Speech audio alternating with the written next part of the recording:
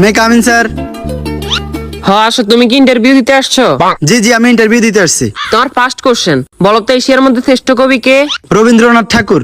বাহ, খুব সুন্দর খুব সুন্দর। তোমার সেকেন্ড কোশ্চেন, বাংলাদেশে একজন দেশপ্রেমিকের নাম বলো। আছে তো অনেকজন, এই যেমন শেখ মুজিবুর রহমান। বাহ, জিনিয়াস জিনিয়াস। তোমার থার্ড নাম্বার কোশ্চেন, বলো তো বাংলাদেশ কবে স্বাধীন হয়েছে? হওয়ার কথা তো ছিল 1948 সালে, কিন্তু 1971 সালে 16 ডিসেম্বরে স্বাধীন হয়েছে। খুব সুন্দর খুব সুন্দর। তোমার লাস্ট কোশ্চেন, বলো তো আকাশে কয়টি তারা আছে? এটা তো এখনো জানা যায়নি, এটা নিয়ে বিজ্ঞানীরা গবেষণা করতেছে। ও গুড গুড গুড, তুমি এবার আসতে পারো। Okay sir. কি ও ভাই, ইন্টারভিউ দিয়ে আসছেন? হ্যাঁ ভাই, ইন্টারভিউ দিয়ে আসছি। কি কি কোশ্চেন আইলো? কোশ্চেন তো মনে নাই, কিন্তু উত্তর মনে আছে। আচ্ছা, উত্তরই কোন? রবীন্দ্রনাথ ঠাকুর, শেখ মুজিবুর রহমান। মাত্র এই দুইটে? না, আরো দুইটা আছে। আচ্ছা কোন? 1948 সালে হওয়ার কথা ছিল, কিন্তু 1971 সালে 16 ডিসেম্বর হয়েছে। এখনো জানা যায়নি, এটা নিয়ে বিজ্ঞানীরা গবেষণা করতেছে। থ্যাংক ইউ ভাই, thank you. May I come in sir? আসো।